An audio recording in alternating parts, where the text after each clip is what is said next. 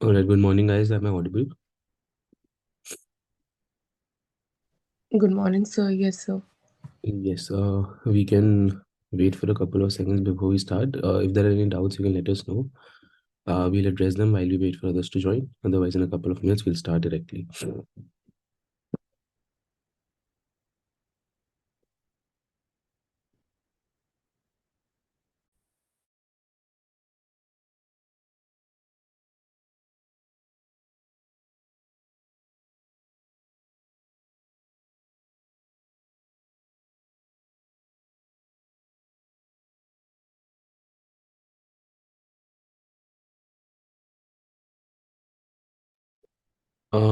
Okay, we'll start. I'm assuming the recording is in progress. If anybody wishes to join later, they can.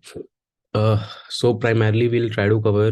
We were supposed to cover 4 units, but as a feedback, as a matter of fact, from the last class, I was told that I was going a little too fast. Uh, so I will primarily try to cover 2 units today.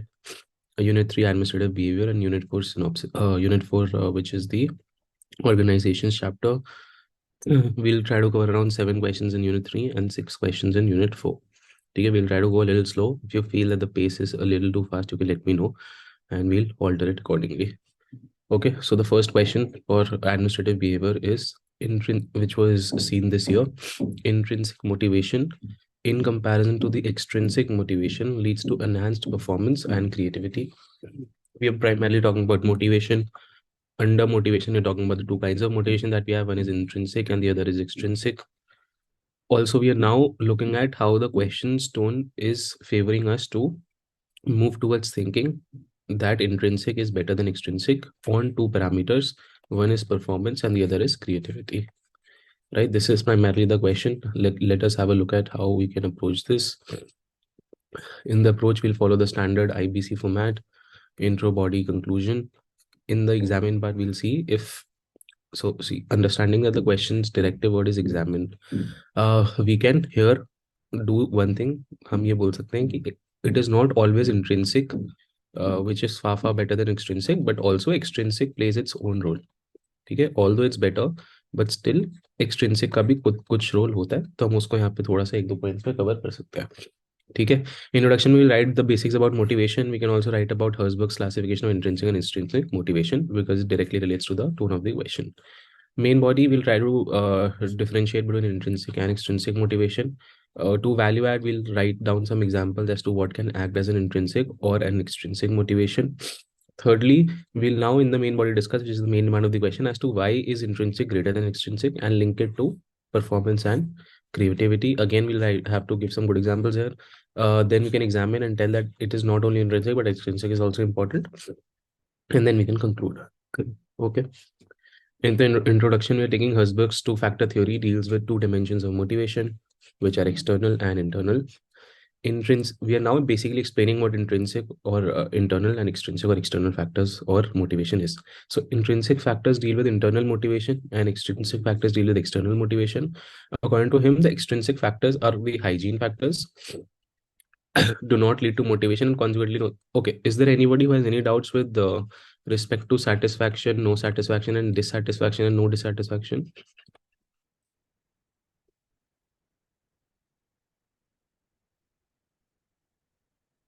Anyone? If it is so, then I'll take a little bit of time to explain. Okay, fair enough. ठीक है. तो hygiene factors, अगर so we are equating the extrinsic factors to hygiene factors and intrinsic factors to motivators. Intrinsic factor to motivators. We know that absence of motivators will not lead to dissatisfaction, but it will lead to no satisfaction, whereas presence of motivators will lead to satisfaction. And if we talk about hygiene, absence of hygiene will lead to dissatisfaction, and the presence would not lead to satisfaction, but lead to no dissatisfaction. Okay, fair enough. In the main body, we'll try to differentiate between the intrinsic and the extrinsic factors. Intrinsic motivation is about thinking and perception. We'll also try to make it linked to performance and creativity, you know, because that was the main demand of the question. So when we talk about thinking and perception, we're trying to link it to creativity. While extension, while extrinsic motivation is about needs, drives, and content. Second, extrinsic motivation is about the short term, while intrinsic motivation is about long term. We are primarily targeting the direct positives. Herzberg has termed extrinsic motivation as hygiene factor and intrinsic motivation as motivation factor. Examples. This is very important. You can talk about, if you do not remember directly such examples, you can always remember the 8 types of inducements Bernard has given. ठीक है, and other thinkers के keywords. जैसे यहाँ पे आप देखो self actualization plus self esteem, ये directly आप मैस्लो से उठा सकते हो। फिर जो 8 टाइप्स ऑफ इंड्यूसमेंट्स हैं उनमें से 4 और 4 हैं, तो आइडियल बेनिफैक्शंस वगैरह को आप इंट्रिंसिक में डाल सकते हो, जो भी अच्छी चीज़ें हैं, और फिजिकल वर्किंग कंडीशंस वगैरह को आप एक्सट्रिंसिक में डाल सकते हो डायरेक्टली। ठीक है। Intrinsic motivation is growth, achievement, recognition, advancement. Just a second, I will shift the tile. Yes, a moral responsibility, good thinking, perception, self-actualization. Try to link it to performance and creativity. So growth and achievement would be linked to performance, creativity would be linked to perception, actualization, good thinking, etc. As far as extrinsic motivation is concerned, again try to remember the classical thinkers के features और Bernard's physical working conditions वाले salary, physical environment, supervision, monetary benefits, etc. ठीक है. After writing down these examples, now the main part of the question comes in as to why intrinsic is much greater than extrinsic for performance and creativity. You can start with classical thinkers and let us know as to why do you think that classical thinkers की जो motivation theory थी, मतलब what were their sources of motivation. ठीक है. So which was, you can primarily link it to hygiene factors, external rewards. Now you can talk about Abraham Maslow's 5 needs and talk about self-actualization, self-esteem, जैसे मैंने ऊपर बताया था, and link it to performance and creativity. Write down any example that you want from ethics. ठीक है. Frederick Herzberg two-factor theory study shows that motivational factors bring more productivity than hygiene factors. Talk about theory Y of McGregor also. Try to link as many thinkers as you can. Okay, you know that theory Y was more on lines of the question than X, so try to bring out Y. Intrinsic motivation helps a person to think innovative and working even when extrinsic motivation factors don't give results. And this is a brilliant example from directly from your ethics notes that you can bring up, wherein despite the external physical conditions of work or external environment of work, Ashok Khemka is one such IAS officer who is so much intrinsically motivated that he continues to do his work honestly despite 30 plus transfers. है ना? So try to include such examples so that you add value to your question or answer. Then intrinsic motivation inspires a person to take moral responsibility. You know that the problem of bureaucracy in terms of legal accountability exists, that they are not legally accountable for their actions. So if one is intrinsically motivated, they'll always be and automatically be morally responsible. और जब moral responsibility आ जाएगी तो you actually do not need legal accountability in the sense कि वो morally ही responsible हैं, तो they will act accordingly, and therefore there will not be a need for legal accountability, which will now solve the problem of bureaucracy in India, right? Which makes a person a transformational leader. You can try to link so you know that transformational leadership or strategic communication पे questions आ चुके हैं. So try to bring out such adjectives in your answer as well, which enhances productivity and performance. You can try to give on any number of examples: Mahatma Gandhi, Vivekanand, Mother Teresa, etc., etc. Now I was talking about the examine part. Examine part में you also have to tell, अब हमने इतनी बुराई कर दी extrinsic की, but हमको बोलना है कि इतना भी बुरा नहीं है, थोड़ा बहुत एक्सट्रिंसिक का भी रोल है, right? So extrinsic motivation has its important role in performance and creativity. Many a times in long term, extrinsic motivation he gives rise to intrinsic motivation also, right? So you can also draw a diagram of Abraham Maslow's theory and tell us that we have to move from up from the ladder. It can be unidirectional also. Only if such physical conditions and etc would be fulfilled would we be able to reach self-actualization and self-esteem per se. Okay, then you conclude. In the conclusion, you have to link it with the present day administration. Tell us that employees in the government sector are driven by extrinsic or hygiene factors, which needs to change, because and that is why we are the bureaucracy as in today is not successful for development administration. We need to inculcate motivation factors, and for that, intrinsic motivation needs to be promoted via awards, rewards, and then sensitivity training and missions such as Karmyogi. Fair enough, and we can conclude this answer on this note. Any doubts?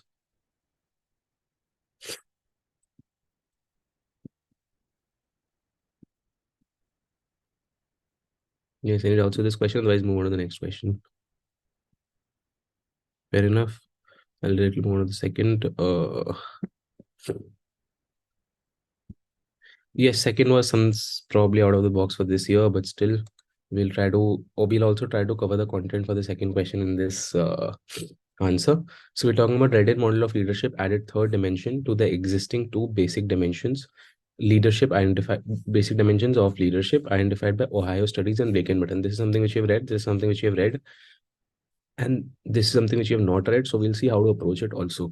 Any which ways, Ohio studies, Blake and Button. Answer 20 mark question. You can probably cover 2 pages from here. Third page you can try to link की रेडिन ने क्या बोला होगा, जैसे अगर आप देखो तो इनमें जो दो कॉमन चीजें हैं वो, और इसका एक्सटेंशन थर्ड पॉइंट क्या हो सकता है, ठीक है, and try to keep it subjective. Why am asking you to keep it subjective, so that you never go wrong. ठीक है, so the third dimension ideally was freedom dimension. तो अगर आप इससे रिलेटेड कुछ भी सब्जेक्टिविटी चीज डालते हो तो वो तो ठीक है, बट अगर आप डायरेक्टली ऑब्जेक्टिव चीज डाल दो जैसे एफिशिएंसी या सो सब्जेक्टिव क्या हो गया, जैसे क्रिएटिविटी हो गई. सब्जेक्टिव क्या हो गया, एफिशिएंसी, परफॉर्मेंस. ठीक है, ये सब्जेक्टिव हो गया, ये ऑब्जेक्टिव हो गया. अब ये गलत हो सकता है, बट अगर आप कोई भी सब्जेक्टिव चीज डालोगे तो थोड़ी बहुत रिलेट हो सकती है ना फ्रीडम से. तो always try in such questions where you do not know anything, try to add something which is very subjective. So अगर आप एग्जांपल लोगे क्रिएटिविटी का, तो you can the examiner can think that creativity can be link to freedom, so is not wrong. But if you directly go for an objective thing, you are definitely bound to go wrong. The probability is almost nil, right. That is why any which ways to cover such questions, आप पहले दो तो आपको पता ही है, third में आप एक सब्जेक्टिव सी चीज ऐड कर दो, और फिर फोर्थ में आप ओवरऑल लीडरशिप पे कंक्लूड कर सकते हो, है ना. तो this is how you can fill your 4 pages in such questions. Will follow an intro body conclusion format. Introduction. The Redden model revolutionized leadership by adding a third dimension to the Ohio studies and Blake and Button models, enhancing insights into decision-making dynamics in leadership. Main body. Ohio Ohio studies में initiative structure and contribution structure, directive and democratic. You all, this is something which is very basic. I don't think that needs any explanation. So it was found that in the initiative structure, the followers were less satisfied and they lacked initiative by themselves, while in the contribution structure, the leader adopted democratic style and followers were given freedom for safe direction and self-control. It was found that democratic structure, contribution structure, more acceptable and effective. हम यहाँ से establish करेंगे which was better. So you're talking about more democratic and contribution structure वाला form. Okay, now we'll move on to the five types of leadership and managerial grid. In your basic notes, you will find a diagram. You can directly move for that in terms of points. ठीक है, ऐसे दिखा सकते हैं. And tell us which one is the best. So and also draw the axis, so task orientation and people orientation. ये करके explain the 5 types. Then tell us which one is the best, right? So team orientation, this you're exceeding on task orientation as well as people orientation. This is a participative or democratic style. For example, Ratan Tata, you can just start giving examples. So now you have concluded that what are the commonalities. Okay, commonalities are primarily democracy, participation, initiative, etc. Now once you have done that, think about a third dimension on the similar lines. यहाँ पे I have tried to include Redin model थोड़ा सा अच्छे से, तो एक बार पढ़ लेते हैं. What is Redin model and how it added third dimension? The Redin model of leadership was introduced by Virum and Yetun in the 1970s. They expanded upon these two-dimensional models by adding a third dimension, which is the freedom dimension. ठीक है. The freedom dimension in the Redin model focuses on the degree of autonomy or freedom. अब जब कोई भी subjective चीज आ गई तो उसको एक्सप्लेन करना शुरू कर दो. फ्रीडम से क्या होगा, ऑटोनॉमी की डिग्री डिफाइन होगी, और freedom a leader gives to their followers. It recognize that effective leadership, I was talking about adjectives, तो वो सारे यूज करना शुरू कर दो. Transformational leader, strategic leader, effective leader, etc. is not just about task and people orientation. This is something you directly picked up from Blake and Mutton. ऐसे ऐसे directly pick करा, but also the level of freedom or control a leader exerts in decision making. And this is how you link it to the introduction that you started with, that decision making and leadership पे वो influence करता है. ठीक है. Now you talk about this third dimension. This third dimension of freedom offers a more nuanced understanding of leadership styles and allows for a more comprehensive analysis of leadership behavior. The Redden model provides a valuable framework for assessing leadership in a broader context, taking into account not only what tasks are performed and how people. So this is task orientation. This is people orientation. And thirdly, you'll also tell us they're talking about the autonomy and the freedom level, but also the level of freedom and autonomy given to followers in decision-making processes. This is a very good example that you can pick up and conclude on such note. You can pick up any very good government initiative and talk about how it is giving importance to tasks, how it is giving importance to people, and also giving people freedom. ठीक है, तो इसके लिए कोई भी local self governance का आप example उठा लो कि पीपल भी आ जाएगा उसमें, फ्रीडम भी आ जाएगा, है ना. So we can pick up aspirational district programs in India.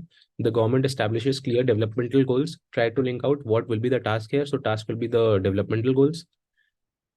How we are talking about relationship or people, because we are empowering the local administrators. Oh, sorry, because we are promoting community engagement, right? In the aspirational district. So community engagement will be people orientation, tasks would be goals. And thirdly, we are now adding a freedom dimension. So we can say that empowerment of the local community to make decisions. For example, Gram Sabha empowerment or Gram Sabha as the basic building block for decision making would be a freedom dimension. And this is how we are embodying the principles read in model in the present Indian administration. And you can conclude on such lines. Yes. Did you all understand this? Any doubts with this? Please let me know.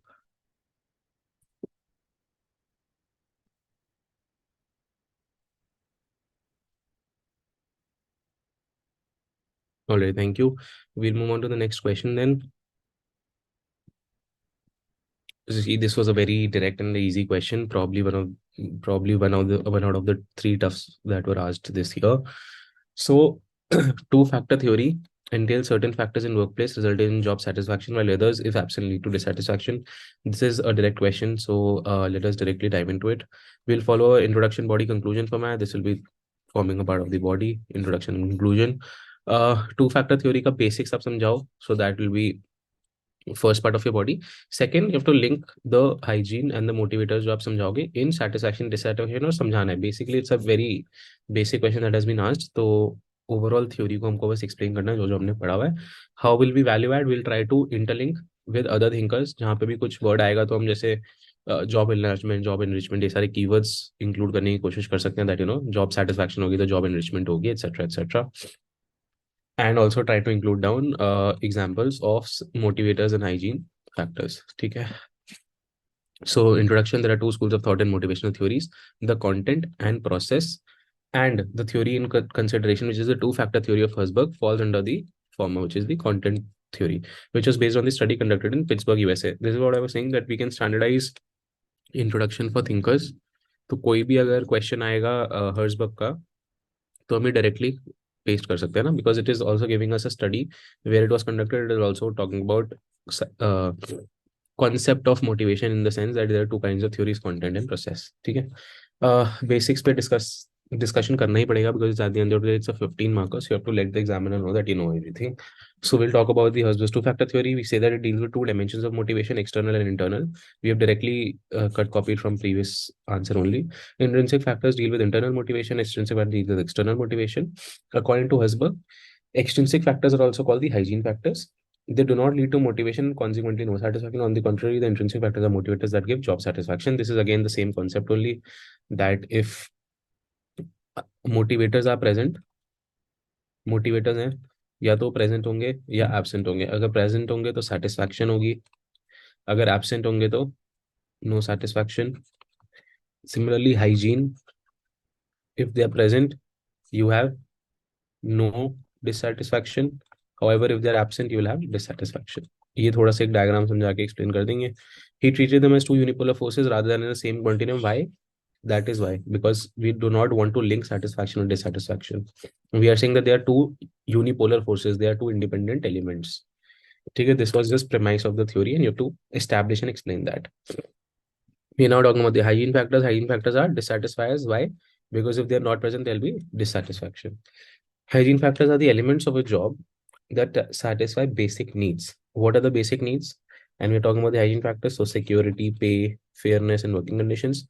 When these needs are met, employees feel comfortable and prevent dissatisfaction within their roles.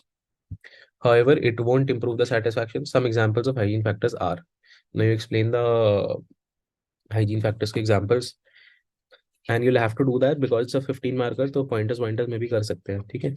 Salary and benefits, job security, work environment, supervisory practices, and company policies and administration. Salary benefits क्या है? How well an employee's basic needs are met, such as pay, insurance, etc.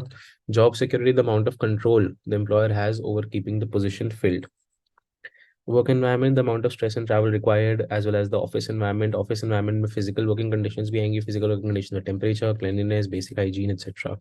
Supervisor also try to include some, women angle. So you can talk about crutches, sanitary pads disposal machine, etc., etc., so that you can make it more modern in terms of modern organizational theories. ठीक है, latest बनाओ उसको. Supervisory practices, how well the employees are managed. Company policy and administration, the way policies are set up in the organization. Okay, you first talk about hygiene factors. Similarly, enunciate upon what are the motivational factors. Motivational factors are the key job elements that motivate people to stay and grow in a role. When these needs are not fulfilled, the individual may become dissatisfied within their roles. ऐसा तो नहीं है, but ठीक है. A few examples of motivators as per Herzberg to theory are. Then you talk about the motivators and you explain satisfaction, dissatisfaction जो ऊपर कर दिया, बस इसी को थोड़ा सा बताना है. Motivators achievement, advancement, creativity, responsibility. ठीक है. Achievement, the sense of accomplishment at the end of a project or task. Advancement, the opportunity to be promoted in the organization. Also, you can also try to include certain examples if you wish to. Creativity, the ability to think outside the box to solve problems or come up with new ideas. Responsibility, the opportunity to take on bigger projects, roles, more duties, and higher levels of confidentiality. Now you're basically telling on in a conclusion the basics of the theory. The presence of hygiene factors prevents dissatisfaction, but also does not bring satisfaction. Motivators bring satisfaction, but they do not cause dissatisfaction. According to Herzberg, the opposite of satisfaction is no satisfaction and not dissatisfaction.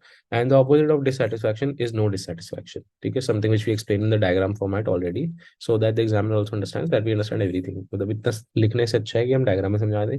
The factors involved in producing job satisfaction are separate and distinct from the factors that lead to job dissatisfaction. That is why we have called them two unipolar forces, not in a continuum. Okay. The opposite of certain. Okay. Satisfaction and dissatisfaction are discrete feelings. They're not opposite ends of the same coin. They must be as unipolar traits. Fair enough. We tried to get copy it from a model answer so you can have a look at it. That motivators, if present, will lead to satisfaction. If absent, will lead to no satisfaction. Hygiene factors, if present, will lead to no dissatisfaction. If absent, will lead to dissatisfaction. Factors for satisfaction achievement recognition work responsibility advancement growth जो हमने ऊपर वाले में explain कर दिया. Factors company policy supervision relationship work condition salary status security you can also about physical structure of organization etcetera. So we've also we have talked about the basic theory. मतलब basic theory में हमने introduce करा hygiene और motivators क्या है, और उसके बाद हमने एक्सप्लेन कर दिया how is hygiene related to satisfaction dissatisfaction etcetera. ठीक है. Now we are concluding because that was the basic demand of the question. तो पूरा हमने करके Herzberg focus attention on the significance of job content in motivation which was a neglected factor earlier. His concept of job enrichment is certainly a significant contribution which is recommended even by second ARC in the Indian context. Herzberg's theory is largely responsible for the practice of allowing employees greater responsibility for planning and controlling their work as a means of increasing motivation and satisfaction. Thus, the theory not only has an empirical basis but also a normative content in that it democratizes the organizational structure. आप इस keywords से उसको conclude कर सकते हो. Normative is value laden, right? Okay. Any doubts with this question?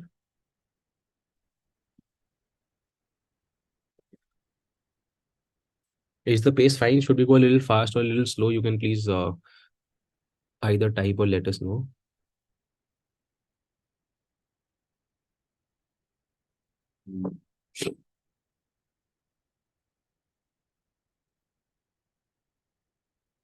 All right, thank you, Niyati. We'll move on to the next question then. Yes. So if you have a look at this is what I was trying to say that मैं पहले ही समझा देता हूँ. So there are 3-4 things that are there in this thing. So there is leadership, right? There's motivation, there's communication, and then there's decision making.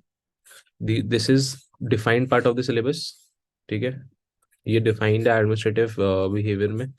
अब यहाँ पे ना कोई भी adjective use हो सकता है. So for example, one of the adjectives could be strategic, one of the adjectives could be transformational, one of the adjectives could be effective. So when we do the PYQ analysis you will see कि वो किसी को भी किसी से भी link करके permutation combination बना के पूछ सकते हैं, है ना। तो ओवरऑल एक कंटेंट भी हमारे पास होना चाहिए, उसमें हम क्या करेंगे, जो भी वर्ड पूछा हुआ है ना, उसको will treat it as the highest degree of adjective. ठीक है। उसका मतलब ये है कि जो भी हमने स्टैंडर्ड कंटेंट पढ़ा है, मान लो ये और ये तीन पार्ट्स में पढ़ा है कि इधर से इधर पहुंचा, इधर से इधर पहुंचा, इधर, तो will treat strategic as this and then write the answer on the basis of this. और you can even treat strategic as an a little extrapolation of this. तो यहाँ पे थोड़ी सी क्रिएटिविटी दिखा के इसका थोड़ा सा आगे बढ़ाकर हमको आंसर करना है। ठीक है, we'll see this subsequently because strategic and transformational are two keywords have already been asked, effective भी पूछ सकते हैं, and they can draw up any permutation and combination within the defined part of the syllabus of the adjectives, and how will deal with that will see subsequently. ठीक है। So, transformational leadership requires a high degree of coordination, communication, and cooperation. So, even if you do not know what transformational leadership is, pick up the last leg of leadership. ठीक है, leadership theories को हम पढ़ते हैं ना phases में, तो pick up the last leg and then talk about how it will be improving the coordination, how it will be improving the communication, how it will be improving the cooperation. We'll follow the introduction, body format, introduction, body, conclusion. Body, we will try to write down some basics about transformational leadership theories. If you do not know, we'll include the last leg of leadership theories, but if we do know, then we'll directly hit that. Then we'll try to explain how this will bring about these three keywords, one being coordination, second being communication and cooperation. I think communication cooperation can go along, so you can try to include that also, because it's only a 15 marker. 20 marker होता तो तीनों को अलग रखना पड़ता, ठीक है। Anyways, let's analyze आगे. Introduction, leadership theories analyze the phenomena of leadership for organizational effectiveness, which have evolved from conventional to contemporary theories. Organizations have success in contemporary times have been found to be led by transformational leaders. This is how we can start an introduction.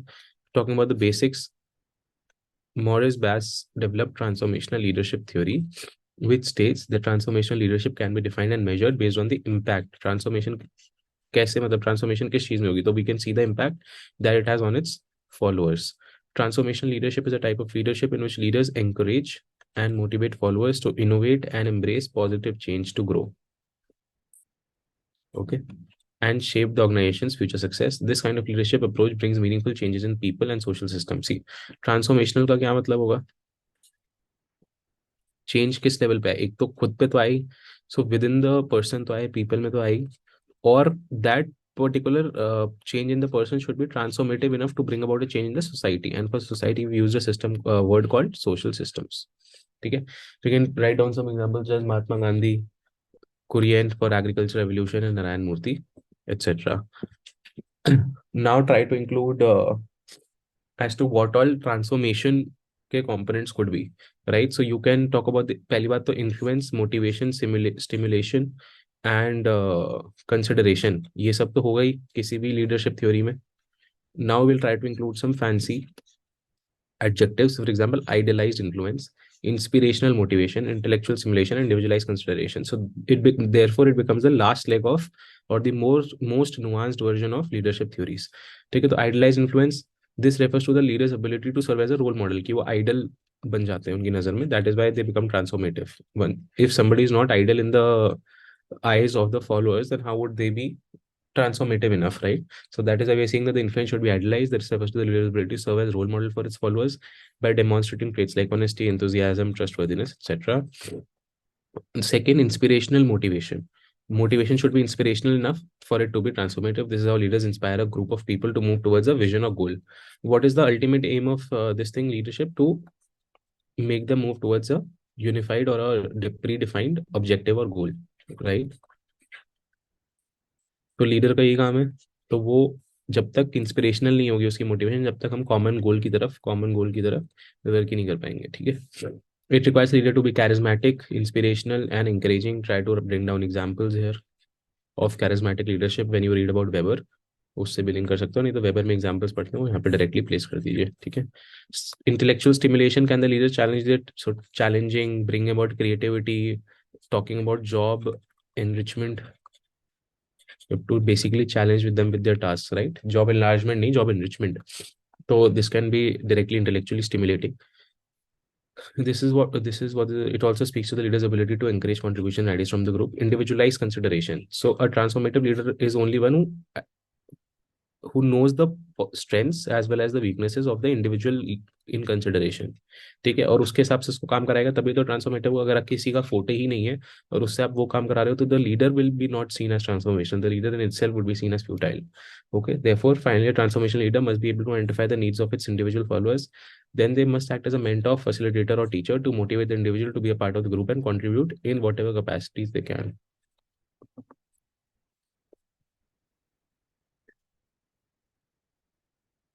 Right.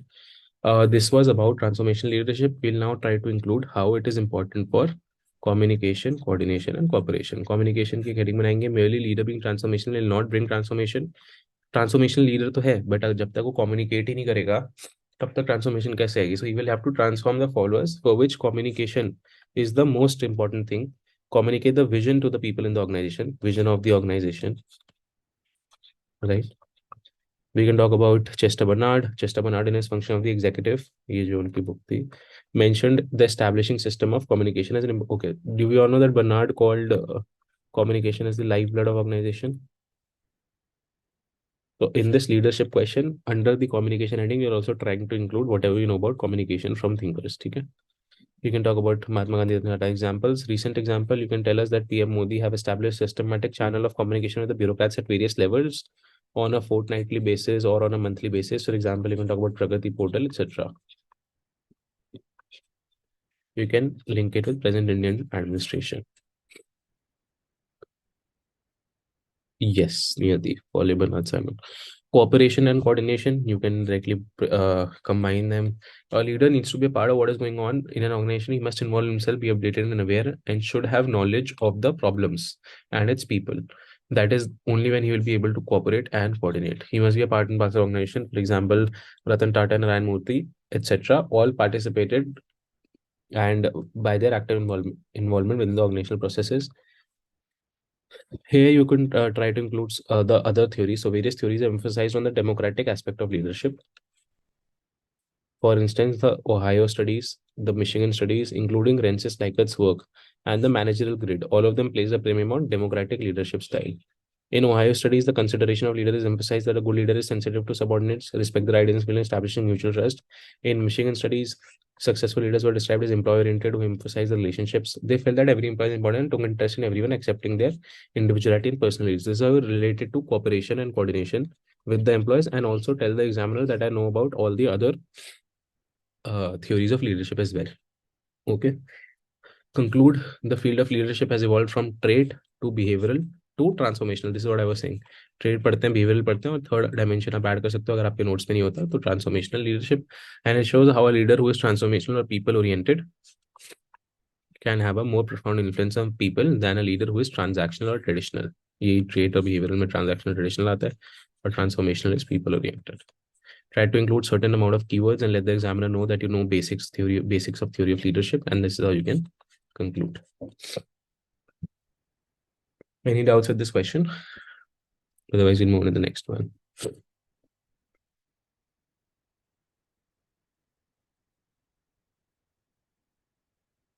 All right, thank you, Nivalti.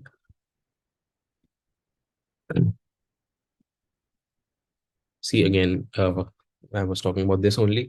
So communication पे ही question है, but we've added a word called a strategic. Nobody knows what this is or what it ought to be or what it was until this question came. So we'll now try to answer it on a similar line. Strategic communication ought to be an agile management process. Economic Survey 22 mentioned this agile framework, although this was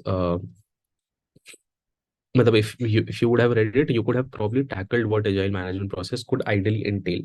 But again, this is also almost an English word wherein you can directly hit on certain lines of the vocabulary. Discuss the conceptualization of strategic communication for the government actions. You have to discuss as to हम कैसे करेंगे और करने के बाद फायदे क्या होंगे. ठीक है. सो गवर्नमेंट में हमको स्ट्रेटेजिक कम्युनिकेशन की क्या नीड है, उससे पहले हम समझाएंगे स्ट्रेटेजिक कम्युनिकेशन है क्या. ठीक है. So introduction, will try to define communication and then link it to strategic communication. We'll talk some basics and benefits about it. We'll try to include as many thinkers of communication as we can and try to make them strategic communication wale thinkers. Conceptualization of strategic communication of the government actions is the main part, and then we'll conclude. Standard communication की introduction के लिए definition वगैरह. So for example, Millett has described Communication is the bloodstream of administrative organization. Fifner has considered communication as the heart of management. Communication is the means by which people are linked together in an organization to achieve a common purpose. ये जो organization की definition होती है, voluntary association of people coming in together to achieve a common purpose. तो communication वही है, it is the means to achieve that. Okay, like you'll now try to tell what strategic communication will be. Try to include some fancy English keywords so that you can make it more relevant to the question.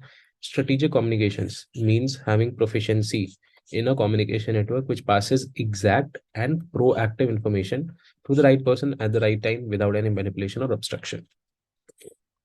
ठीक है, मतलब best form of communication or the most nuanced form of communication can be called a strategic communication.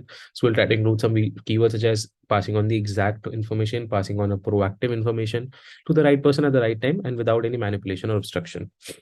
ठीक है, basically जो sender, transmitter और receiver वाला concept है, उसमें आप दो तीनों एलिमेंट्स का आप देखो तो सेंडर में क्या होगा कि हम एग्जैक्ट भेज रहे हैं, नहीं भेज रहे।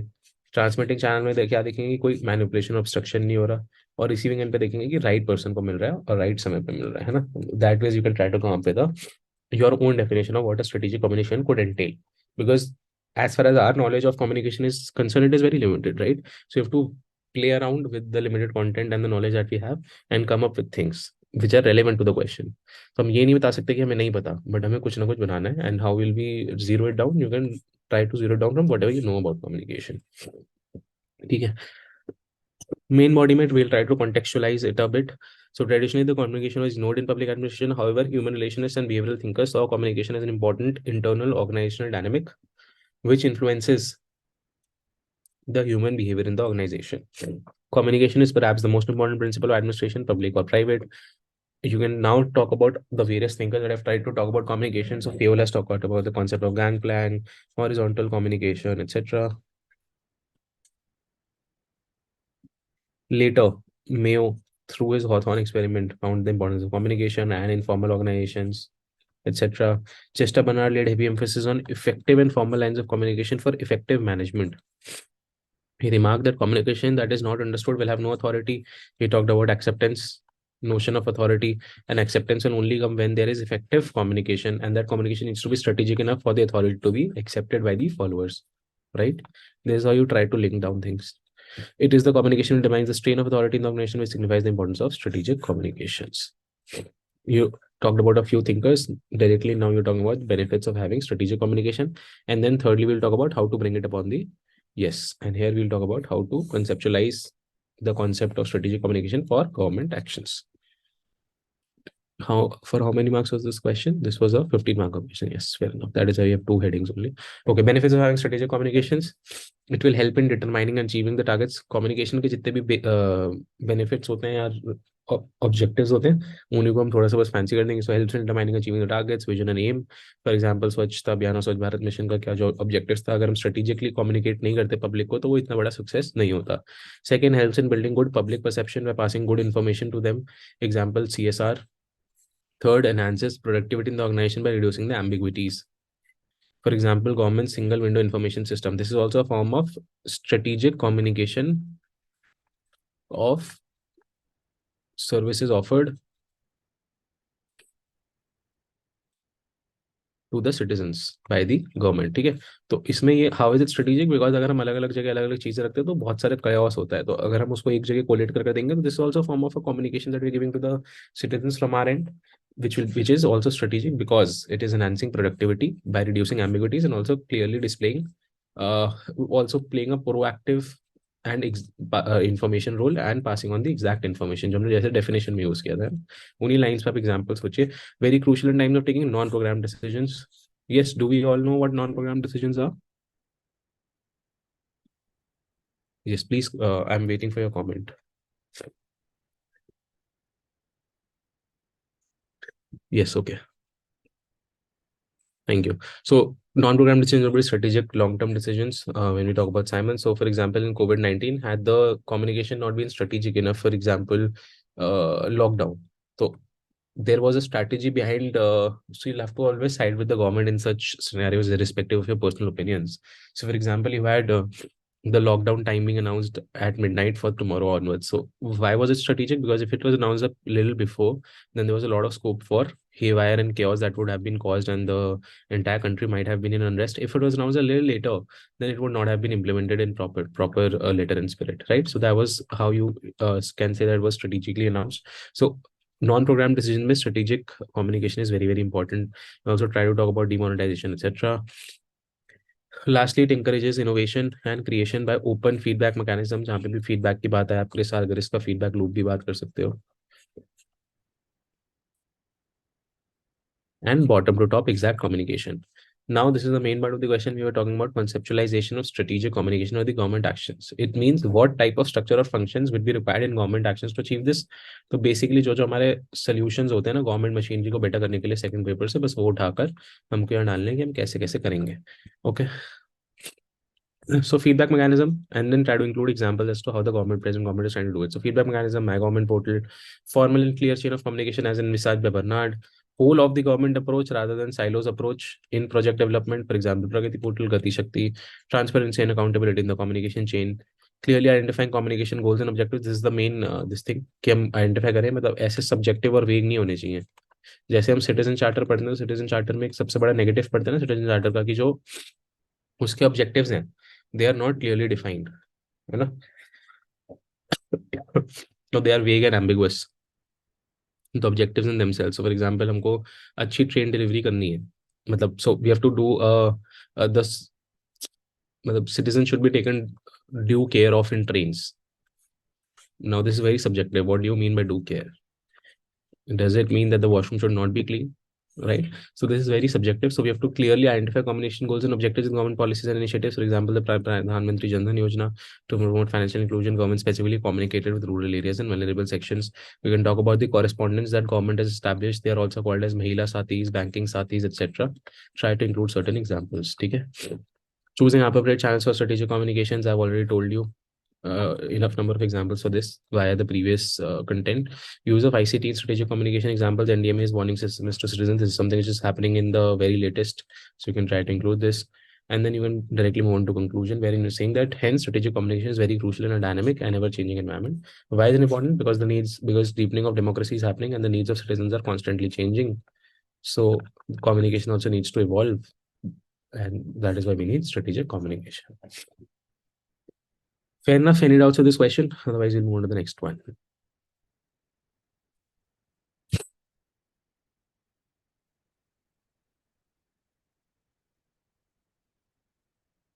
All right, thank you. Next question then, probably the last one for this. No, there are two more. Okay. Yes, leadership is seen as dealing with change. Leadership, और इसमें दो concept, एक तो leadership और एक administration. We have to trying to link leadership with administration. Leadership will deal with changes, whereas administration will deal with complexities. Okay, leadership with changes, administration with complexity. In this context, discuss the contextuality of leadership and administration for the success. इसमें बस दो चीजों को combine कर दिया leadership and administration के लिए. If you have this quote in your standard content, nothing like it, because this is the most appropriate quote for this question, right? We are linking leaders with administration as well. So leaders do the right things, administrators do things right. This is a quote given by Warren Bennis. You can directly place this for introduction. ठीक है. Leadership is a process of social influence which maximizes the efforts of others towards the achievement of a goal. Leadership is the potential to influence the behavior of others.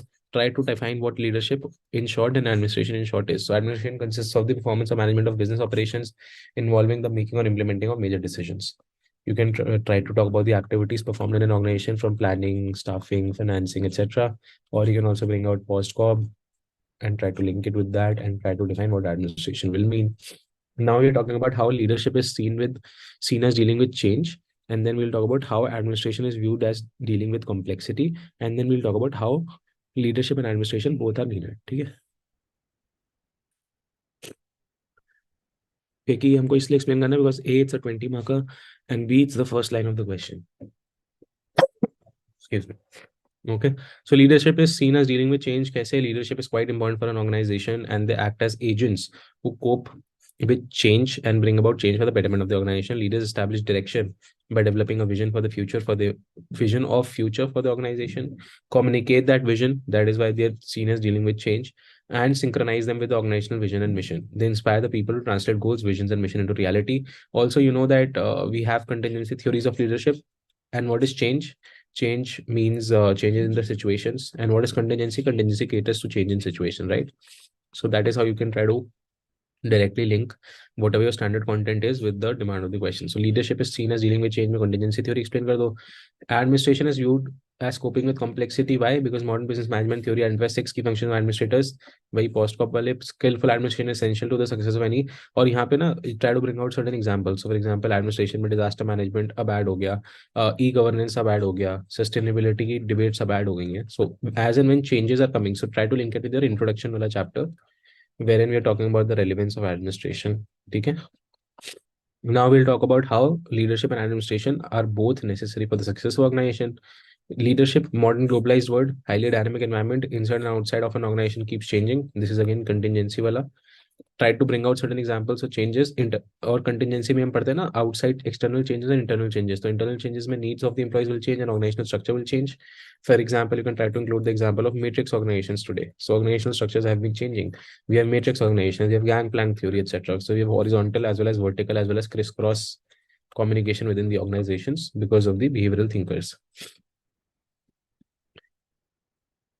Yes, leadership by situation by Polly, yes. And then changes, external changes, for example, preference of consumer, technology changes, policy changes of the government, globalization changes, etc., etc. This is why leadership will become important to deal with changes. Similarly, administration with complexity. I've given you already examples before. So e-governance, 73rd, 74th, we have transformation from welfare to NPM state, and now we have to move to a facilitative state because of the to realize the objectives of new localism.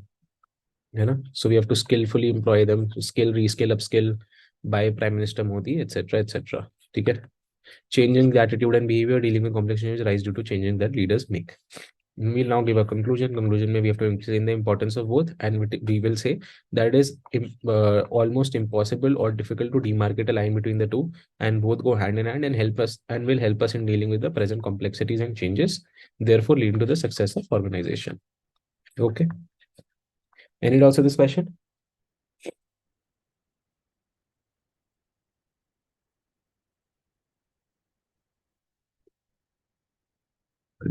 Got it. Thank you. We'll now directly move on to the last question for this unit. Nothing in public administration is more important, interesting, or mysterious than leadership. Why leadership पे बात आ गई है, and we'll talk about again. See, strategic leadership, strategic communication आ गया, transformation leadership आ गया, अब strategic leadership आ गया. This is how they're trying to play with the adjectives around the defined syllabus, any which ways. So nothing in public administration is more important, interesting, or mysterious than leadership. Analyze the statement in the context of strategic leadership. अब हम leadership को strategic बनाना चाहते हैं, तो last leg of leadership theories की हम बात करेंगे और उसको strategic declare कर देंगे. Introduction: leadership is a process of social influence which maximizes the efforts of others towards the achievement of goal. Leadership is the potential to influence the behavior of others. This is a standard introduction that we're using in almost every leadership question, right? You can try to change it also according to the definitions that you have of leadership. Body will try to talk about the significance of leadership in brief, and then we'll talk about the statement together. So we'll tell us in the thesis statement is why is it important, interesting, and mysterious. Okay, it is the capacity of it is significance of leadership. It is the capacity to influence a group towards the realization of a goal.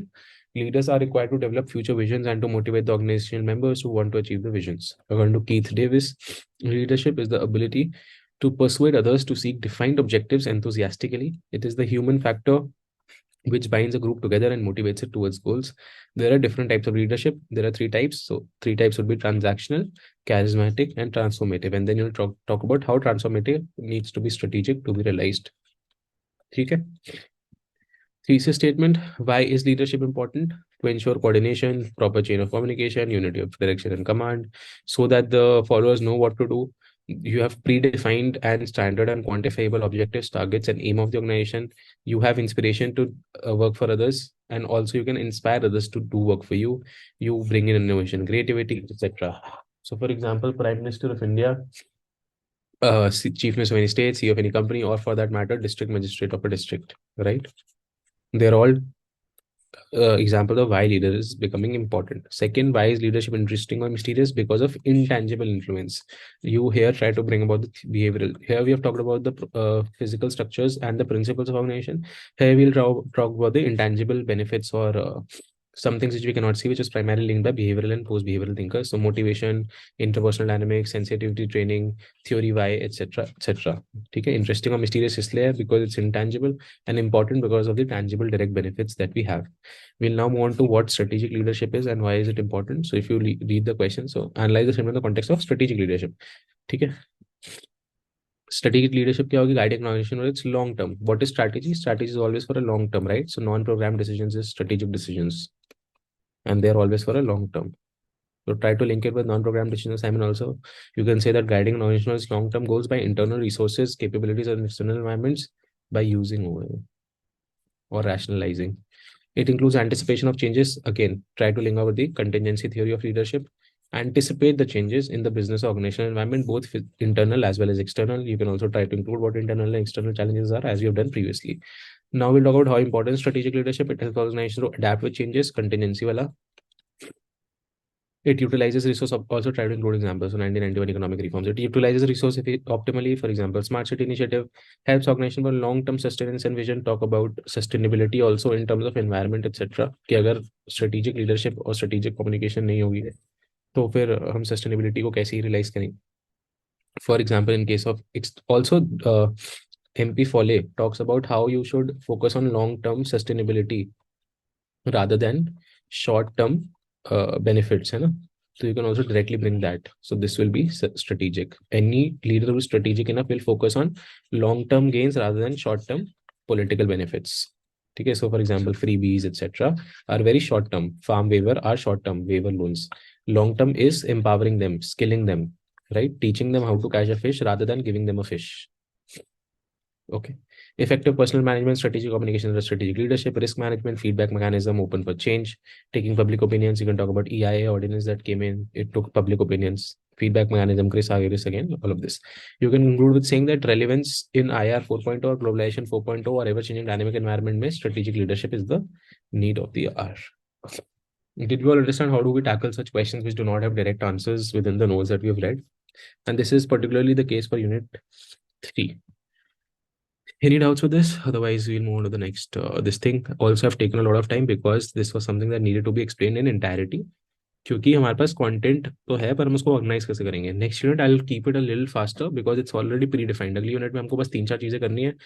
अगर हम PYQ analysis करेंगे, और मैंने पहली class में भी बताया था आंसर राइटिंग वाली में कि ट्रिपल पी और रेगुलेटरी इंस्टीट्यूशंस और कंटिजेंसी थ्योरी, इनके अलावा कुछ ज़्यादा आता ही नहीं है. और all of this is very standard. Contingency theory हमने पढ़ी हुई होती है, रेगुलेटरी इंस्टीट्यूशंस में हम प्रॉब्लम्स क्या है, सोल्यूशंस क्या है, और ट्रिपल पी में भी प्रॉब्लम सोल्यूशन और एक आध कमिटी. ठीक है. Any doubts? Otherwise, we'll move on to the next one. Yes, you'll have to give out recent examples of how we are trying to focus on long-term benefits.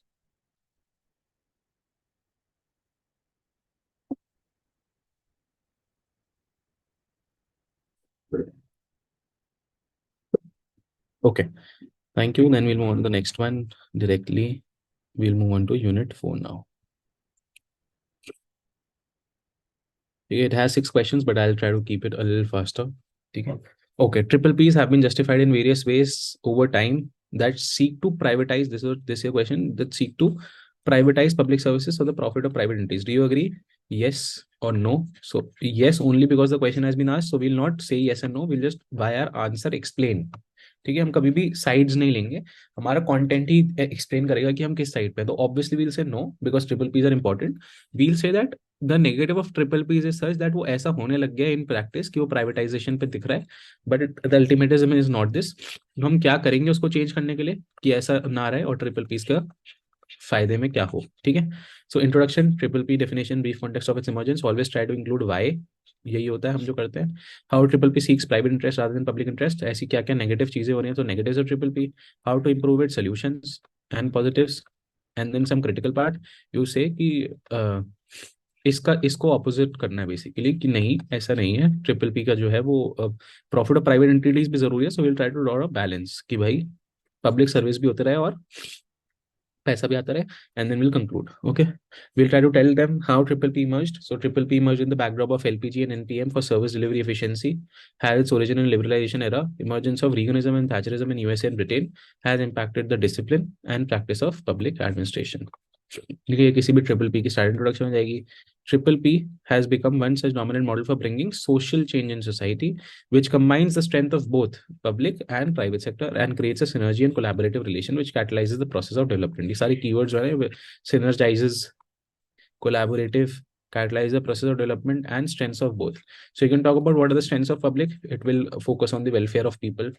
What are the strengths of private? It will focus on efficiency and performance, right? So combining the strengths of both is what is triple P, and that is why it is important. So in the main body, we'll try to talk about why triple P के strengths, so cost, efficiency, effectiveness, personal efficiency, public services, private participation, ये सारी strengths हो गई. Now we'll tell why the question. So जो भी negatives हैं. So however, triple P has been seek to privatize public interest for the profit of private entity for the following reason. जितनी भी negative है. सो revenue sharing model होता है. Revenue, अब सबसे पहले तो हम बेसिकली ये समझाएंगे कि पैसा आ कहाँ से रहा है. Why do we say that it's being profitable for the private sector. So because of the revenue sharing model, private companies get benefit from user charges or fee collection. Sometimes that has been set too high. So for example, the highway toll collection, which was also in controversy.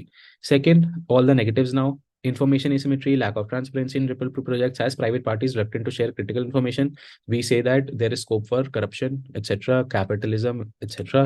Triple P sector relegates. Do you all know what the meaning of relegation is?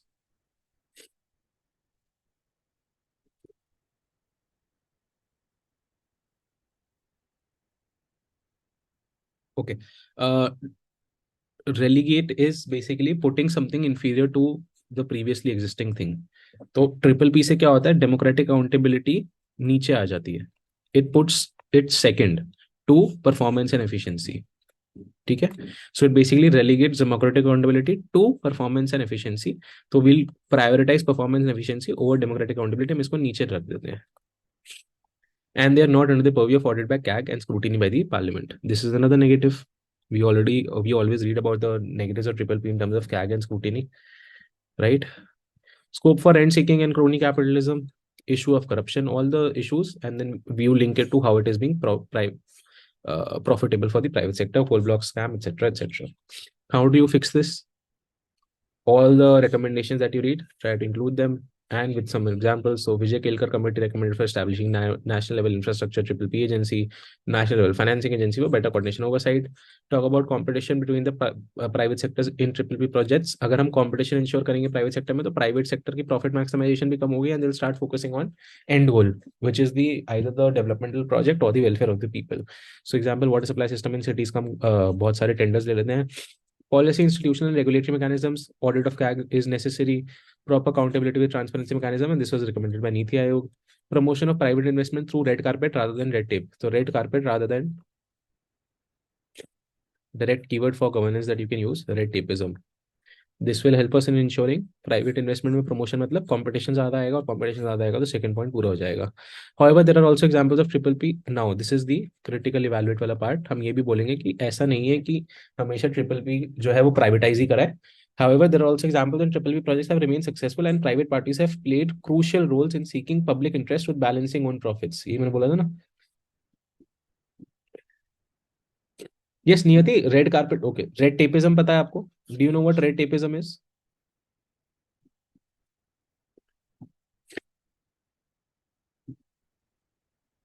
Yes. So oh, you've written sir. Is it yes or no?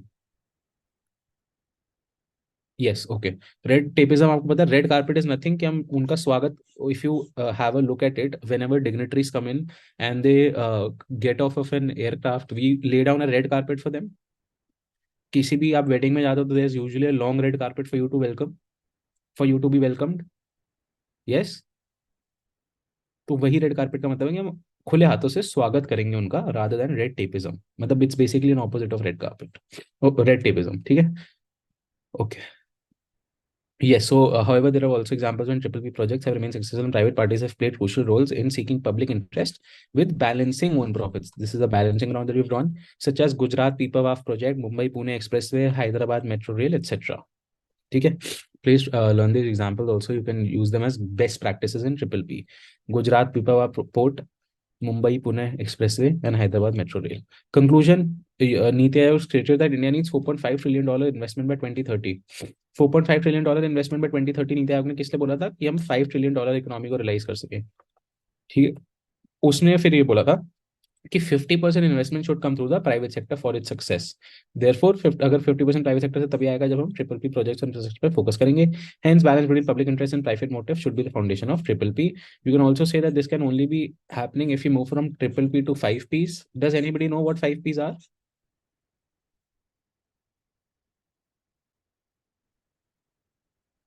Does anyone know what 5 Ps are?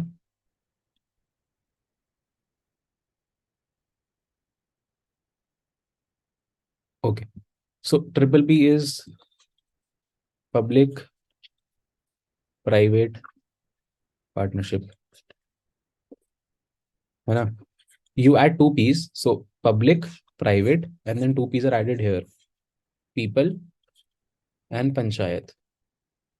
This is a very good conclusion for any triple P question, wherein we say we need to move from public-private partnership to public-private people-panchayat partnership, wherein we are saying that we also need to include people, citizen centricity, and people orientation with the help of ground-level agencies such as panchayat. So you have to move from triple P to 5P, and once we do that, the negatives of profit seeking, etc., will do away. And do it for any triple P question. Okay. Any doubts? Otherwise, we'll start with the next one.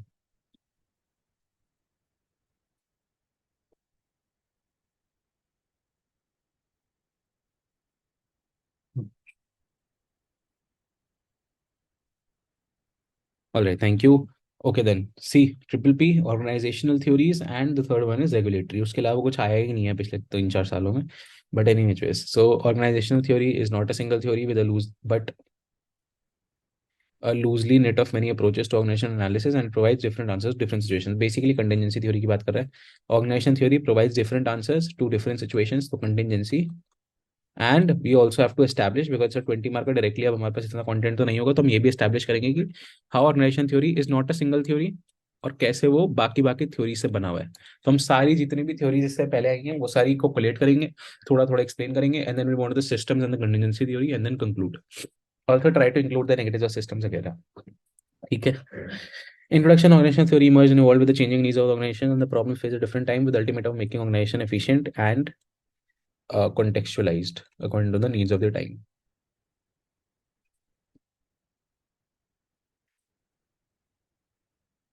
ठीक है. Main body वही मैंने अभी आपको बोला था कि हम ये प्रूव करेंगे कि how is the loosely net of many approaches: classical approach, human relations approach, behavioral approach, and then finally systems approach. इसको थोड़ा हम ज्यादा एक्सप्लेन करेंगे, इसमें मैंने थोड़ा सा कम कर रखा है, but you have to take down your keywords from systems and contingency theories and heavily include them. Also before you conclude, इसमें आपको नेगेटिव्स भी बताने पड़ेंगे बिकॉज इट्स अ 20 मार्कर. तो जो सब यूनिट सेंट्रलिटी और ये सारे कॉन्सेप्ट्स हैं उनको काउंटर करने के लिए then you have to give us this solutions in terms of system theory. Also whenever you are talking about different settings and different context, try to include CPA. So this is an interlinking वाला part. ठीक है. ओके. Classical theories में industrial revolution, job losses, lack of structure, need, ये सब आप खुद ही पढ़ लेंगे. ठीक है. Basically I told you that will try to include something on classical, something on human, something on behavioural. while we talk about behavioral, also talk about post behavioral in terms of burnout assignment तो पहले हो जाएगा, Chris Agres, Likert, etc. Organization started to become modern, humane, and efficient. Decision making system becomes more nuanced. And then system theory. System theory में जितने भी keywords हैं वो सारे इंक्लूड करेंगे. How system and contingency theory explain different dynamics and system and contingency और ecological factors. System theory factors affecting organisation also taken into consideration. Try to link it with CPA because CPA से ही हम ये वाला part जो है ना, different answer to different situations, different context होगा तो कंपैरेटिव पब्लिक एडमिनिस्ट्रेशन से लिंक कर देंगे. Riggs criticize classical thinkers and human rights behavior thinkers of being ethnocentric. इनके एक आध कीवर्ड यूज करो and therefore advocated the ecological approach which was further fulfilled by the systems theories. ठीक है. Please make sure that you do a separate 2 pager और at least 2 pages on this. ये तो बहुत इंपॉर्टेंट है. ठीक है. हर साल आ ही रहा है एक रेगुलेशन, एक ट्रिपल पी, और ये बहुत स्टैंडर्ड कंटेंट में फिक्स होता है, ये भी स्टैंडर्ड कंटेंट में फिक्स होता है. सिस्टम थ्योरी ना थोड़ा ज्यादा हो जाता है, तो इसको आप एक 2 पेज में कोलेट कर लेना विद योर कीवर्ड. ठीक है. Conclusion. So with time organization just yes. So with time, organization theories also need to be developed as per demand of the situation context. However, having similar objective of promoting 3 E's. Also, whenever you talk about 3 E's, now always try to include the fourth E as well. कि efficiency, economy, effectiveness तो जरूरी है ही. और आज की date में because the bureaucracy has transferred from doing regulatory functions to development functions, we need to add fourth E. Fourth E को क्या बोलोगे आप? Equity. ठीक है. Please try to include this. कि जब तक इक्विटी नहीं इंश्योर, यस वेरी गुड नियति, थैंक यू। जब तक हम इक्विटी इंश्योर नहीं करेंगे तब तक हमारा काम नहीं हो पाएगा, because our ultimate aim is welfare of the public, and welfare will only come in when we are focusing on the fourth E, which is equity in the context of developing countries such as India. Fair enough. Next question, see again, classic organization theory from the bedrock of modern organization theories. Again, nothing. You have to basically explain कि इससे पहले modern organisation theory से पहले जितनी भी theories आई थी वो कैसे बेडरॉक फॉर्म करा और मॉडर्न ऑर्गेनाइजेशन थ्योरीज ने उस पर कैसे एक्सटेंड करा, बस यही क्वेश्चन है. When they ask about modern organizational theories, take it as behavioral theories, neo-behavioral or neo-humanist. Also, system theories and classical theories means from Frederick Taylor to Weber. मतलब basically समझा रखा है. But we all know what classical theories are and what modern organisational theories are, right? So before writing the main body, you can explain a little bit of the characteristics of both theories by diagram. If not time crunch, just mention 2-3 points. Introduction.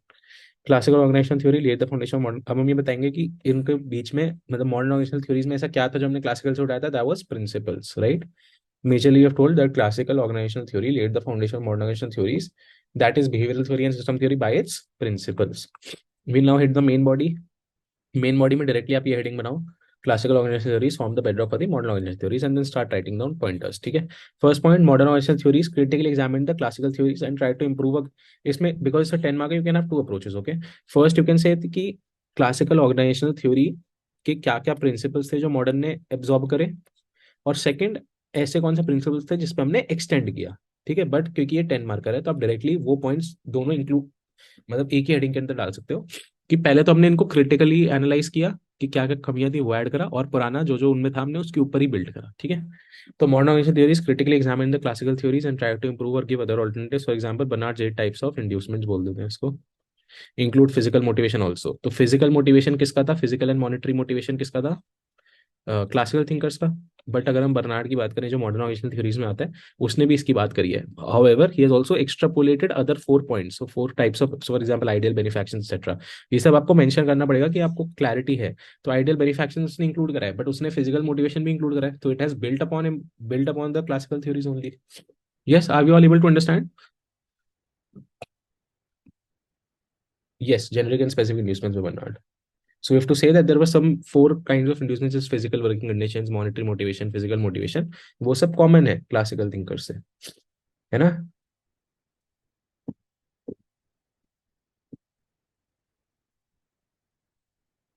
ठीक है.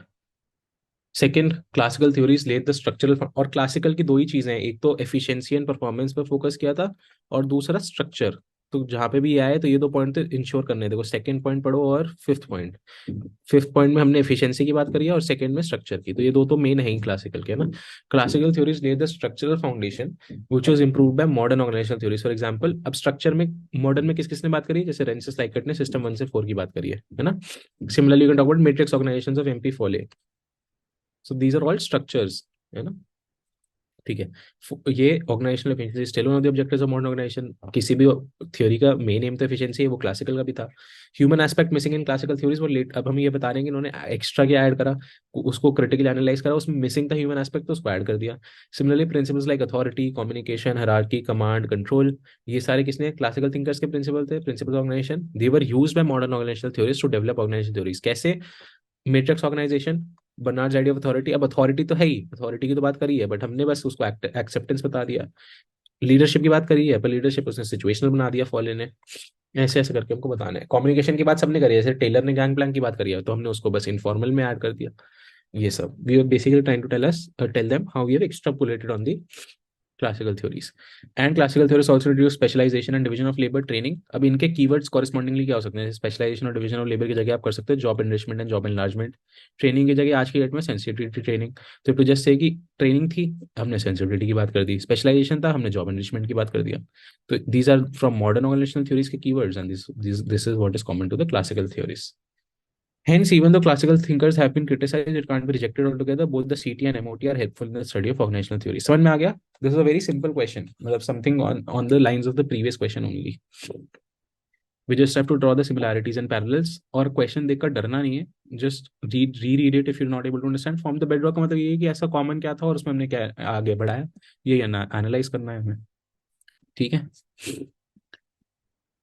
Now regulatory यही है, देखो यही तीन चीजें हैं। हमने दो क्वेश्चन कर लिए कंटिजेंसी पे, एक क्वेश्चन कर लिया ट्रिपल पी पे, अब रेगुलेटरी पे आ जाएगा। Regulatory governance frameworks have become essential building blocks of world society, discuss their potential and impact in fulfilling the hopes and demands. कुछ नहीं है, रेगुलेटरी गवर्नेंस की बात करनी है, पोटेंशियल एंड इम्पैक्ट डिस्कस करना है, तो हम नेगेटिव्स डिस्कस करेंगे, क्या नेगेटिव्स हैं। आगे हम पॉजिटिव्स डिस्कस करेंगे, और उसके बाद हम सॉरी पहले पॉजिटिव्स डिस्कस करेंगे, फिर नेगेटिव्स करेंगे, और फिर सोल्यूशन दे देंगे। ठीक है। पॉजिटिव्स में हम एक्सप्लेन करेंगे their potential and impact, negative करेंगे उनकी प्रैक्टिस में क्या हो रहा है कि वो होप्स एंड डिमांड्स फुलफिल कर भी पा रहे हैं या नहीं कर पा रहे हैं, and will give down solutions for whatever regulation we have read, basically वही है। तो हम पहले रेगुलेशन एंड रेगुलेटरी गवर्नेंस को डिफाइन करेंगे। Regulation refers to the enforcement of laws, rules, and regulations by the government and independent bodies known as independent regulatory bodies or independent regulatory authorities. ठीक है। Although regulation is as old as public administration, start with the liberalized, ये context हो गया कि regulation की क्या need थी और कहाँ से start हुआ। Although regulation is as old as public administration, started with liberalization era in the 1980s in the world, और इंडिया में 1990s में आया था, when there was a rolling back of the state and regulation and अब ये end अलग है, regulation and facilitation have become important for competitiveness and innovation. कभी भी जब हम कंक्लूड करेंगे ना, कंक्लूजन में always try to include that we have to move, पहले सबसे पहले क्या होता था इंडिया में या कहीं पे भी वर्ल्ड में, कंट्रोल चलता था। ठीक है। For example licence, quota, permit, raj. ठीक है, ये एग्जाम्पल हो गया इस कंट्रोल का। From control we have move to regulation in the LPG era. अब हम कहते हैं कि we have to move from regulation to facilitation. ठीक है। फैसिलिटेशन क्या करेंगे, skill development, reskill, skill reskill upskill, और नेशनल स्किल डेवलपमेंट कॉर्पोरेशन और स्किल इंडिया मिशन, ये सब। ठीक है। तो ये कंक्लूजन में आप इस नोट पे हमेशा कंक्लूड करिए किसी भी रेगुलेशन वाले क्वेश्चन को। Okay. Yes. So we are saying that regulation of situation become important for competitiveness and innovation. Now we'll give a brief background of some characteristics of regulatory governance. So prior to globalization, regulation was control. The regulation was based on license, permits, and quotas, which stifled business and other sector innovation and expansion. And the focus of the regulatory environment has shifted from strict regulation to deregulation in the globalization or LPG era. Or deregulation is oversight regulation. Okay? Its purpose was to facilitate and foster a business-friendly environment. Sectoral regulation has emerged as the economy has become more diverse and specialized. ये globalisation की वजह से। Regulatory governance and enforcement of law to ensure compliance. It is based on authority, which will be quasi-legislative, quasi-judicial, administrative. It is institution led by formal organizations, mainly by independent regulatory bodies or independent regulatory authorities. Give down examples of IMF, WHO, etc. Now you have to tell us why regulatory governance frameworks have become essential building blocks of world society. Reasons: they help in providing better quality of service. We have to protect small businesses such as MSMEs. We have to ensure ease of living in terms of transportation, education, etc. Because of globalization, the world has become so interconnected that we have moved from constitutionalism to global constitutionalism. That is why we need to ensure human rights. Therefore, we have NHRC, which enjoy quasi-judicial and quasi-legislative powers. Right? World is not homogeneous in terms of development and socioeconomic conditions. There's diversity. You can link it with CPA. That is why we need regulation. And there has been rise of MNCs. So to prevent their exploitation, prevent the exploitation by the private sector of the public, we can have regulatory governance frameworks. We now talk about the potential impact, enhancing the quality of products, innovation in society. They offer multiplicity of institutions or institutional pluralism, therefore ensuring competition and innovation. They also help in protecting environment, for example, NGT. We need to move to less but effective regulation. Therefore, we need to move from strict control to regulatory, या तो independent regulatory bodies या independent regulatory institutions, authorities. ठीक है। Okay. Now we'll do the analysis जिसमें हम negatives बताएंगे. We'll tell that they are not as effective because independence question में, जैसे for example telecom regulatory authority of India still in connection with the telecom ministry और the communication ministry, there is lack of metric to measure the performance, जो हम citizen charter में बोलते हैं कि भाई परफॉर्मेंस मेजर करने के लिए स्टैंडर्ड क्वांटिफिएबल मेट्रिक तो होना चाहिए, वही नहीं। Democratic accountability is also relegated का ही मतलब हमने उसको सेकेंडरी बना दिया है। Solutions there to second ARC recommendations. Second ARC ने क्या बोला है, independent regulators ought to undergo regular evaluation. OECD, organisation for economic and cooperation development, सब वर्ल्ड ऑर्गेनाइजेशन, मतलब वर्ल्ड एजेंसी, इंटरनेशनल एजेंसी, उसने बोला है कि best practice principles for the governance of regulators होने चाहिए। उसमें क्या क्या होना चाहिए, role clarity, preventing undue influence, maintaining trust, decision making and governing body structure, independent regulators and accountability and transparency. I am going a little too fast because इसमें कुछ नहीं है, सिर्फ कंटेंट है जो आपके कंटेंट में भी है, और फिर हम PDF दे देंगे, आप डायरेक्टली इससे पढ़ लेना। कुछ समझाने का होगा तो I will go slow. Conclusion: regulatory governance is becoming more prominent with the rise of globalization, ICT, large MNCs, etc. to protect the rights of the citizens at the same time fulfilling their hopes and demands. वही हमने इसको conclude कर दिया link question से link करके। Also अब इसमें regulation से मूव करने के बाद अब फैसिलिटेशन की भी कंक्लूजन दे सकते हैं। And now we're trying to facilitate skill reskill upskill national skill development corporation. Also you can try to include data of skilling कि भाई only इतना % of people are skilled in India. ठीक है. Any doubts? समझ आ रहा है? Also you can let me know if I'm going a little too fast. ठीक है.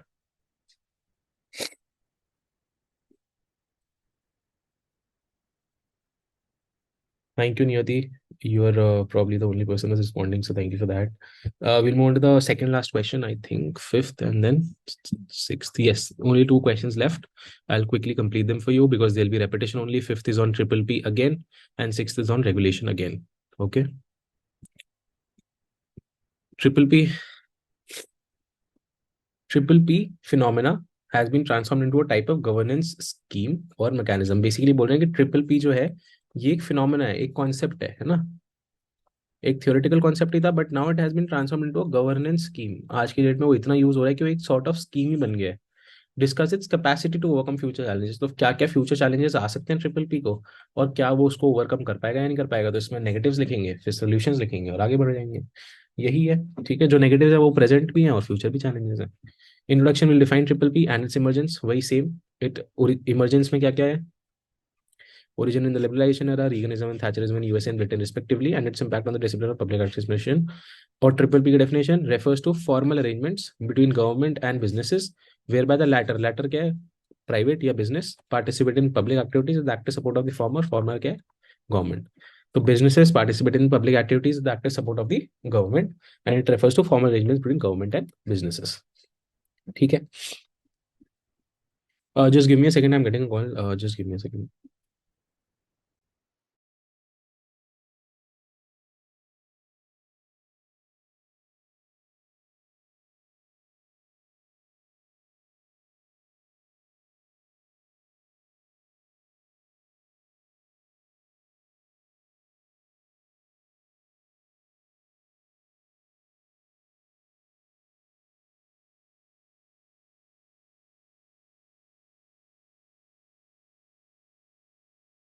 Yes, I'm so sorry. So yeah, we were discussing about the origin and the definition, and now we'll say how has it been transformed into a type of governance scheme. Or we'll also try to explain what governance is, okay? And then link it to triple P की needs. So as governance refers to collectively solving the problems of the society, triple P provides for an opportunity for private sector participation in financing, designing, constructions, operations, या फिर जितने भी activities of public sector है, and maintenance of public sector programs and projects. It is an approach under which services are delivered by private sector while the responsibility for delivering services rests with the government. So हम provide तो private कर रहा है but responsibility अभी भी government के पास है, and government is collaborating with private to provide it. That is why it has transformed into a sort of a governance scheme. And we'll also give down examples कि ये कैसे कहाँ का use हुआ है, तो so that we can establish that it has now ideally become a governance scheme. So triple P has been widely used in the fields of infrastructure and public services such as transportation, water, sewage, energy, environment, public health, others. The UK, Australia, Portugal, Spain, and other developed countries have witnessed a steady growth in the number of triple P. Also, you can talk about the East Asian tiger economies. ठीक है. Their success also laid in triple P only. Developing countries are also using triple Ps to build and operate their own infrastructures. ठीक है. Now we'll directly come to the significance and reason. Then we'll come to challenges. Challenges में we'll also try to explain the future challenges कि क्या क्या और आगे आ सकता है. And then we'll talk about measures to overcome such challenges और खत्म कर देंगे. See, here people first triple Ps है 4 Ps, उसको हमने 5 Ps पहले ही बता दिया. ठीक है. एक बार जल्दी से पढ़ लेते हैं. Yes, significance or reason for rise of triple P or for it to become a governance scheme is to attract private capital investment. Private cap एक पब्लिक सेक्टर का एक प्राइवेट सेक्टर का. तो पब्लिक सेक्टर का जब तक हम कम नहीं मतलब प्राइवेट के थ्रू कम कर देते हैं, तो जो हमने कम किया है, so to either supplement public resources, तो जो रिसोर्सेज हमने कम करे वो either we are using to supplement, और या फिर जो लेफ्ट मतलब जो खत्म कर दिया हम will use it elsewhere, right. Use it elsewhere or release it them for public needs. These are the two things that will happen. Second, to increase the efficiency and use available resources more effectively because of the private sector participation. Third, to reform sectors through a reallocation of roles, incentives and accountability. Accountability roles change होंगे, roles भी खुद change होंगे in terms of what will the public and the private sector do, right? And this a good example for this is also this thing, क्या कहते हैं 73rd amendment reallocation of roles के लिए. So you can say that how Seventh Amendment have been a success. Similarly, triple P's will be a success because we are reallocating the role, and delegation of responsibilities is being done duly. We'll now talk about the challenges, and in the challenges also talk about some future challenges. A lack of accountability of private companies. This is one of the challenges. This will lead to cost overruns, time overruns, crony capitalism, red tapeism, etc. Uncertainty and red tapeism would directly be this thing, but time overruns, cost overruns, or crony capitalism, rent seeking, all of these can be used as negatives. Uncertainty and project failures, like in COVID time, many project fail due to lack of resources. Effects of triple project on the environment, हम negative, हम ये बोलेंगे कि triple P जो है वो private dominated है, तो नेगेटिव एक्सटर्नैलिटीज को फोकस ही नहीं कर रहे हैं, है ना. फॉर देम प्रॉफिट मैक्सिमाइजेशन और work completion is the task irrespective of the outcome. So negative externalities on environment has not been taken into consideration of. So effects of triple P projects on the environment and ecosystem and also on the marginalized section of people due to land acquisition, displacement, etc. have not been fully understood and integrated. According to World Bank and others, some of the future challenge of triple P are. अगर आपको ये भी नहीं पता तो आप कोई भी बॉडी इंक्लूड कर दो कि उसके हिसाब से चैलेंजेस क्यों, क्योंकि जैसे वर्ल्ड बैंक है तो long term goals, long term loans देती है, तो इसने कुछ ना कुछ तो ट्रिपल पी पे बात करी होगी, तो उसके लिए कभी गलत ही नहीं हो सकता, है ना. तो according to World Bank and others, some of the future challenge of triple P are: monopoly of service providers, prohibition on the delivery of service to informal settlements, ad hoc solutions, judicial system and delays, environmental clearances नहीं मिलेंगे, ये सब. Tariffs and quality of services issues की बहुत high tariffs हैं, quality बेकार हो रही है, ये सब. ठीक है. So measures to overcome the future challenges, we need to move from triple P to 5 Ps as we've already discussed, which will make it at the core generating value for public or value for people as well as the value for the planet. Proper regulatory regime is needed. Kelkar committee recommendation, NITI Aayog जो हमने ऊपर discuss किया था, for example triple P tribunal, dedicated triple P fund. India can learn from east Asian tigers for triple P success. Reforms in bureaucracy, structural reforms in regulation is completed by second ARC. Second ARC ने बोला bureaucracy में reforms होनी चाहिए, structural reforms होनी चाहिए, etcetera etcetera. Mega project should be audited, जो CAG audit नहीं होता वो होना चाहिए. Conclusion: triple P as a whole as other inherent risk. ये हम बता रहे हैं कि क्वेश्चन की टोन जो है वो सही है कि भाई उसमें रिस्क हैं which need to be addressed to realise the fruits of synergistic collaboration between private and public for the benefits of public. ठीक है. So value for people and value for planet. We must have a customized and institutionalized triple P ecosystem. ये बोलते हैं ना, grafting is better than transplantation. हमने पिछली class में discuss किया था. grafting is better than transplantation. Yes. So this is why that is why India needs a customized and institutionalized triple P system, as said by Vijay Kelkar. If triple P would not become the success story in India, then India will become old before it becomes rich. So you can end it on such a quote कि भाई important तो है, पर इसलिए हमको उसको modify करना है और customize करना है और institutionalize करना है. Yes, can you move on to the last question for today?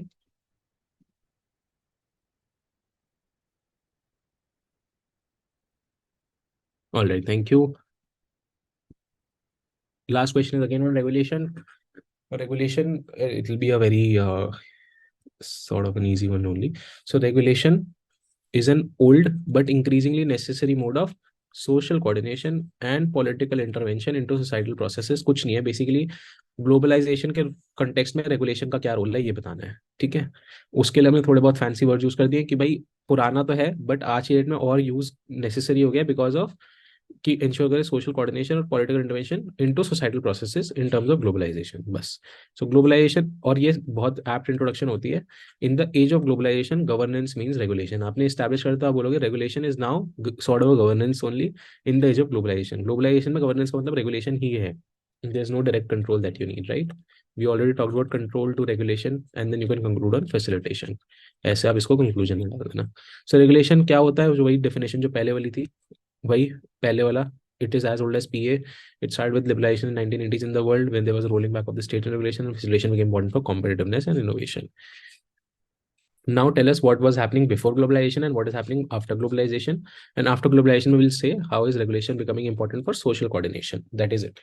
So prior to globalization, regulation was more bureaucratic and focused on control. The regulation based on license quota permit raj, which stifled business and the sector innovation. The focus of the regulatory environment shifted from strict regulation to deregulation in the globalization or LPG era, wherein it's an oversight regulation mechanism. ठीक है. Its purpose was to facilitate and foster a business friendly environment. अब globalisation से ऐसा क्या हुआ है कि जिसकी वजह से regulation is becoming important to ensure societal systems में ठीक है, सोसाइटल प्रोसेस में रेगुलेशन क्यों नेसेसरी हो रहा है? To ensure social coordination and political intervention. ये as a mode of political intervention बन गया बेसिकली, कि आज की डेट में गवर्नमेंट क्या ही कर सकते हैं, सो political intervention is government only, will be done by government. So what can government do in today in the era of globalization? Only regulate. So this is what we are trying to establish. So that is why we said that in the age of globalization, governance means regulation. ठीक है, effects of globalization: increase inequality and gap between the rich and poor. इधर आप Oxfam report quote करो, I am not too sure of the latest data, but approximately ऐसा रहता है कि top 10% occupy 90% of the wealth. You use that as an value addition. Second, emergence of governance paradigm. So increased role of market and civil societies in governance. Sectoral regulation has emerged as the economies become more diversified and specialized. This is because of globalization. Global constitutionalism, human rights. आप ये देखो तो सारे common points ही हैं एक तरीके से ऊपर वाले, है ना? So prepare one pager on regulation or two pager on regulation and you will be good to go.